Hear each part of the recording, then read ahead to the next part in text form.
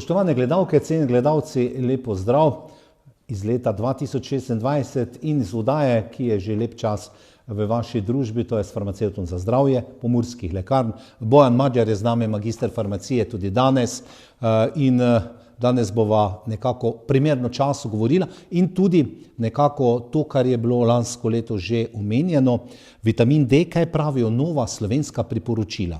Pa morda, Bojan, vitamin D je eno najbolj pogosto omenjenih mikrohranil, zlasti v jesensko-zimskem času. Zakaj je tako pomemben D-vitamin in zakaj so bila pripravljena posebna priporočila slovenska na našem trgu? Ja, vitamin D je ena taka posebnost med vitamini, ker vitamini načeloma so snovi, ki jih moramo dobiti od zunaj, se pravi s prehrano večinoma, poznamo različne vitamine, tale vitamin D pa ja, deloma to drži, s prehrano ga lahko dobimo.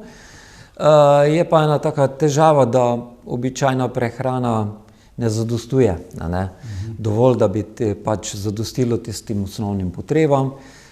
Vitamin D je vseeno se nahaja oziroma nastaja tudi v človeškem telesu, predvsem v poletnih mesecih, ko našo geografsko lego nekako dosežejo sončni žarki ustrezne valovne dolžine in v koži potem lahko nastaja. Zdaj pa, to je pa težava od jeseni do pomladi, v tem času, ko te možnosti lastne sinteze vitamina D je manj.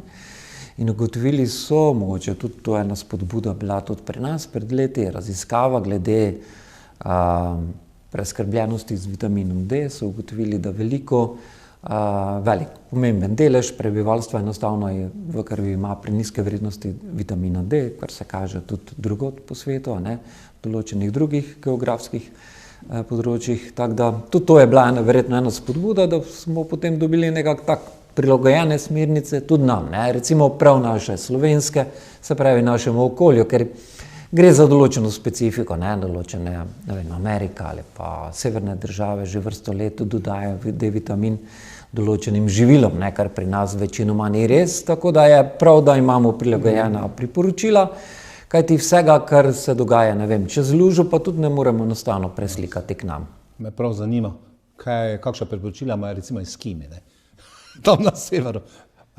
Ni treba se šaliti na račun tega. Kaj počne vitamin D, Bojan, v našem telesu? Kakšno funkcijo ima? Kaj upravlja? Raznovrstno, tako kot tudi drugi vitamini, ne moremo ga točno predeliti v eno smer, ima različne vloge v različnih procesih, ampak lahko pa nekako vse tisto, kar vemo in kar nosi nekako večjo težo, je ta gradnja kosti, to se mogoče tisti zelo starejši še spominjajo, ko je bil rahitis lahko tudi težava, tudi v našem okolju, ko je primanjkovalo recimo D-vitamina in se je potem uživalo ribje olje, ki načeloma ni bilo najbolj okusno, ampak dober vir D-vitamina.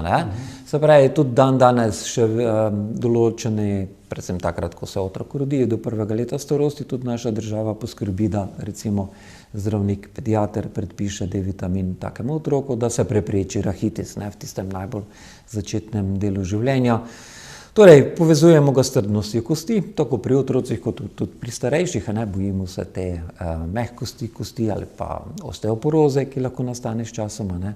Čeprav seveda, glavni gradnik kosti je seveda kalcij, ampak D-vitamin ima zelo pomembno vlogo, da se kalcij lahko uspešno vgrajuje v kosti, pa da se sploh recimo kalcij absorbira iz prebavil v kri. Tako da tu je njegova nekako podporna vloga, potem seveda ima pomembno vlogo tudi v delovanju mišic, tudi to ni za odpisati, pa mogoče recimo za imunski sistem, tudi tukaj je D-vitamin dokaj pomemben, so ugotovili tudi pojavnost prehladnih obolenj, pa mogoče za časa covida se je o tem malce tudi več govorilo, da D-vitamin, pa kako smo preskrbljeni z njim, da je tudi to neka korelacija, ali bomo zboleli ali ne bomo zboleli za temi virusnimi okužbami zgornjih dihal. Tako da to so te glavne mogoče njegove funkcije v telesu.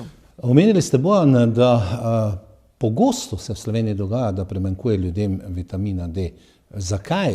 Povedali ste nekaj že, jesensko-zimski čas brez sonca, eno, drugo, tretjo, in da seveda bi v tem času trebalo z nečim nadoknaditi. Ampak takšno podnebje smo imeli tudi pred 50 leti, pa se nišče ni pretirano ukvarjal s tem. Zdaj pa je verjetno večja pozornost že na tem, ne? Ja, mogoče res. Tudi dlje časa živimo, pa tudi dejstvo je, ja, več dejavnikov je, ne? Mogoče nekateri niso bili takrat tako zelo izraziti. V tem času so seveda dnevi krajše, ne? Manj časa smo izpostavljeni sončni svetlobi, tudi načeloma ti žarki, ki so bolj šibki v tem času, ne prispevajo toliko k sintezi D vitamina, pa tudi drugače se več časa zadržujemo v notranjosti, ne? Mogoče nekdaj 100 let pa več nazaj, večina prebivalstva bila poljedelska, so bili vseeno več zunaj, ne? Čeprav po zimskem času res da niso obdelovali teh polj, a ne? Ampak nekaj dela je pa zunaj bilo, pa tudi mogoče prehrana je bila malce drugačna, ne? Tako da prej ste omenili eskime, ne? V ribjem olju in je veliko D vitamina, ne? Oni so znani, da tega veliko uživajo. Mi dvomim, ne? Že tista porcija, 2 porcije na teden ripa, ne? Težko kdo zadosti temu, ne? Tako da razlogov je verjetno več in potem pride do seštevanja tega, ne? Tudi ne nazadnje tudi poletje, ne? Smo čedalje manj zunaj, ne? Po eni strani seveda tudi sonce, neposredna izpostavljenost, pa spet prinaša tveganje za kožnega raka, ne? Ampak neka zdrava meja pa tudi mora biti. S tem, da mogoče lahko to izkoristiva, ne? Neko intenzivno sončenje ni potrebno, kakih 15 minut dnevno, imaš roke zunaj, noge imaš zunaj, je to čisto dovolj, ni treba se ravno pražiti zunaj na soncu, da bi se sintetiziralo dovolj D vitamina, ne? Kot rečeno, v zimi pa je lahko težava to pridobiti preko sonca. Zdaj slovenska priporočila, mislim, da lansko leto so že bila sprejeta v zvezi s tem, zato je tudi to aktualno. Verjetno določajo, koliko vitamina bi naj odrasel človek imel. Kdo je to predpisal? Zdravniki, zdravniška zbornica, farmacevti? Kdo pravzaprav se ukvarja s tem, da izda priporočila? Ali Nacionalni inštitut za javno zdravje? Tako, vse, kar ste omenili dejansko, da ja, vsi ti so bili prisotni, a ne, tudi kakšni nutricionisti, živilski tehnologi in podobno. Tako da nek konsens je bil, pregledali so različne raziskave, nekaj našega, lokalnega, ne, ker sva že omenila to preskrbljenost D vitaminom, pa tudi tuje, tako da so pol prišli do enih takih priporočil, ki veljajo za nas, kjer so podali tudi recimo vrednosti, če jih lahko vse na hitro predstaviva. Rekli so tam otroci, ko se rodijo, pa do 1. leta starosti nekje 400 enot, mednarodnih enot dnevno vitamina D in to preko zdravila, ki jim ga zdravnik predpiše na recept, pa jim ga farmacevt potem staršem izda. V lekarni to dobijo, ne? Ponavadi imajo neke kapljice, pa potem recimo, ne? Zdaj več te kombinacije niti ni več, ne? Samo D kapljice so različni proizvajalci. Ne bi zdaj rad v zaščitenih imenih, ker načeloma se to ne sme promovirati, ker je zdravilo, ampak s tem so preskrbljene, neke finančnega stroška s tem nimajo. Zdaj, potem od 1. do 13. leta starosti so potrebe že malce večje, ne? Tam je 400-600 recimo enot dnevno, mogoče potem od 13. leta pa do 65. leta dejansko je nekje 800 do 1000 enot dnevno. Starejši pa rabijo več, ne? Starejši pa rabijo nekje 1000 do 2000 enot dnevno. To so na podlagi teh spoznanj, ki jih danes imamo, neka količine, ki so dovolj, ne? Tu je treba opozoriti, da to velja zdaj v tem obdobju, ko z soncem ne more se sintetizirati, ne? Zdaj takrat, od aprila nekje, če smo le nekaj časa, kot smo omenila, na soncu, pa do jeseni, do oktobra, ne bo potreba jemati D vitamina dodatno preko hrane ali prehranskih dopolnil ali zdravil, ker se bo sintetiziral v koži, ne? Zdaj, če je nekdo, ne vem, nepokreten, pa je samo noter, ne? Potem tista oseba, tisti ljudje pa morajo več čas, vse leto, ne? Drugače je pa bolj pozornost v tem času, ko nekako s to naravno sintezo nismo dovolj uspešni. Pomeni sončne celice na strehi nič ne pomagajo. Povedali ste že, Bojan, zdaj s tem, ko ste dejali, katere skupine populacije rabijo, ne? Rekli ste dojenčki tisto, potem so katere skupine še posebej izpostavljene, ki potrebujejo več D-vitamina, rekli ste starejši od 65 let, verjetno zaradi krhkosti kosti, ne?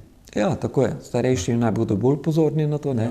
Hitro se kaj zgodi, ne, in tudi nek zlom potem zaradi osteoporoze pomeni veliko tveganje, ne, to so lahko zlomi, ne vem koliko in podobno, kar je zelo dolga rehabilitacija, če je sploh uspešna, ne, in zelo omeji potem kakovost življenja temi osebi, oziroma tudi življenjsko dobo, pač ustrezno skrajša, tako da na to bodimo kar pozorni, ne, včasih se mogoče na njih potem pozabi, ne.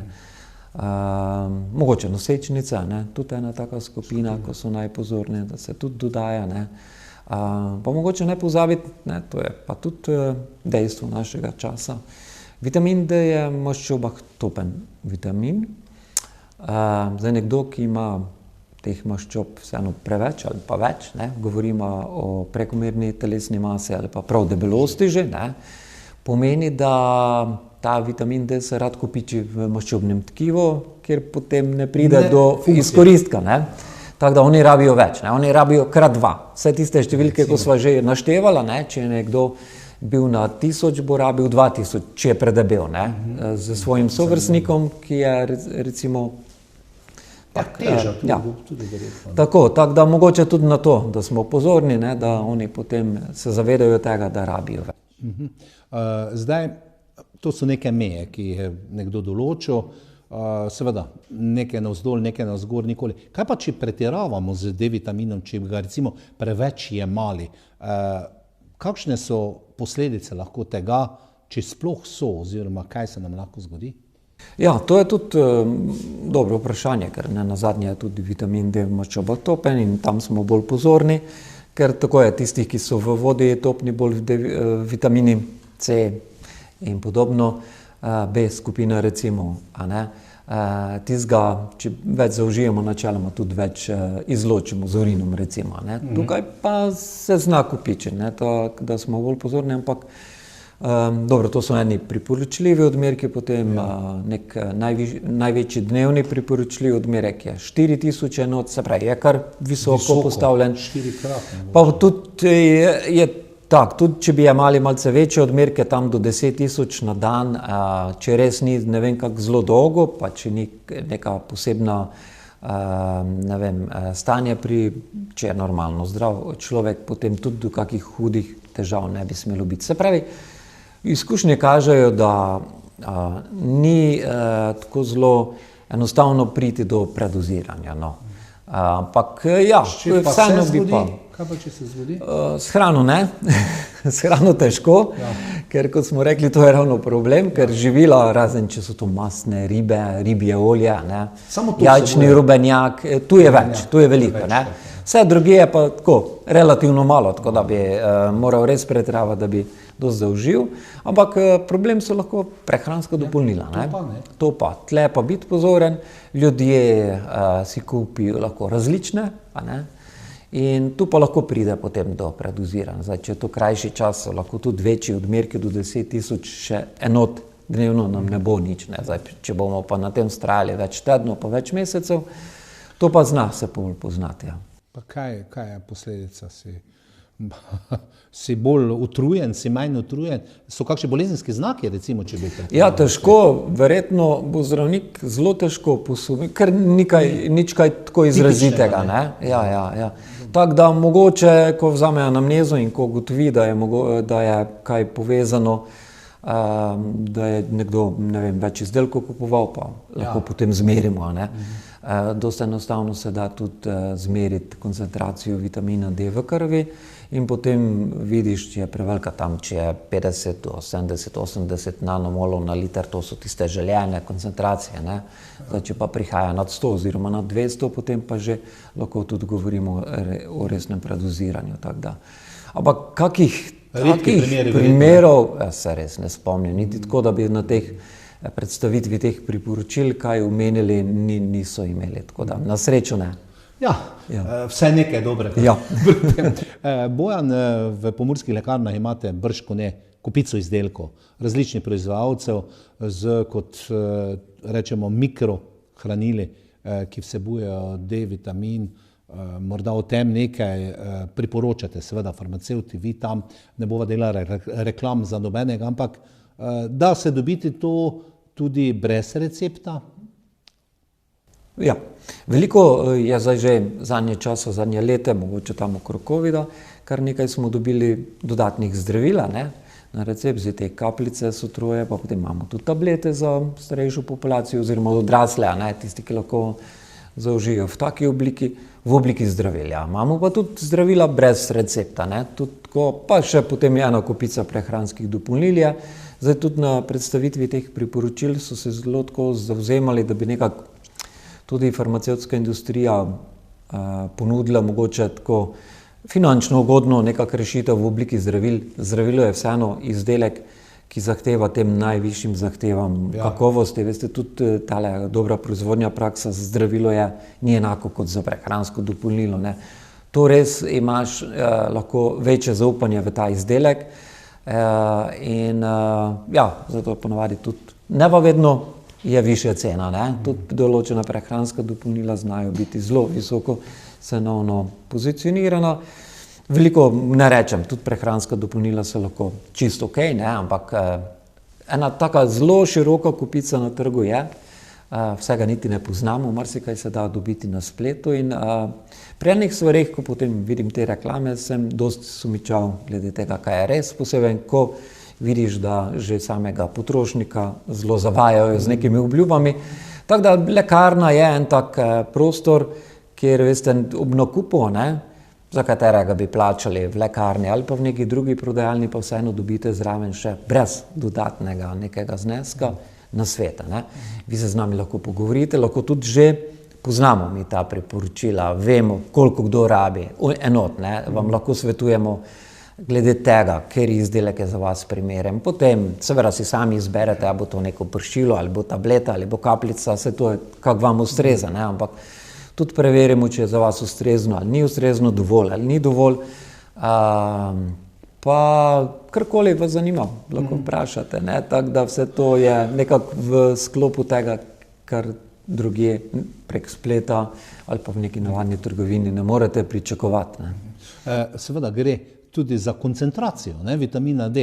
Verjetno v eni, ne vem, tabletki ali pastili, pa v nekem spreju, pa če nekdo je navajen na neko nižjo koncentracijo, pa potem enako jemlje z višjo, ne, to vi v lekarni veste, pa veste, koliko je, kaj vem, miligramov tega ali česa in znate potem svetovati, ja, če ste prej imeli tole, to pa treba polovico manj imati, verjetno, ne vem. Ja, pravi odmerek, ne.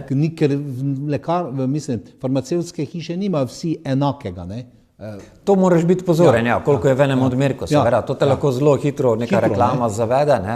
In to vi date na svet potem, ne? Seveda. Tudi nekako imamo na policah tiste, ki jim lahko zaupamo, veste, v preteklosti so bile že raziskave, ne. Zdravilo vedno, ko boste vzeli s police, bo znotraj tistega intervala, kjer mora biti bo. Pri prehranskih dopolnilah, ko je delala fakulteta za farmacijo raziskavo leto dni nazaj, pri vitaminih je bilo zelo, preveč ali pa zelo premalo, ne. Šlo je proti nič, pa proti več kot 100%, več kot bi naj bilo in to je pa potem težava, ne. To je, ko se ga marsikdo niti te težave ne zaveda, ne. Če ko nek denar daš, nekaj pričakuješ in je pošteno, da potem tisto, tudi to dobiš. Prav. Morda Bojan za konec, kaj je pravzaprav glavno sporočilo novih priporočil slovenskih glede tega potrošnikom? Ja, da ga v tem zimskem času velikem deležu populacije dejansko primanjkuje, ne? Da se ozavešča o dodajanju, da vsaj v tem času, glede na to, da pač sonce je kot je, ne, prehrana tudi na žalost ne bomo dosegli, razen če smo zelo na neki prehrani z masnimi morskimi ribami, potem je smiselno dodajati, ne.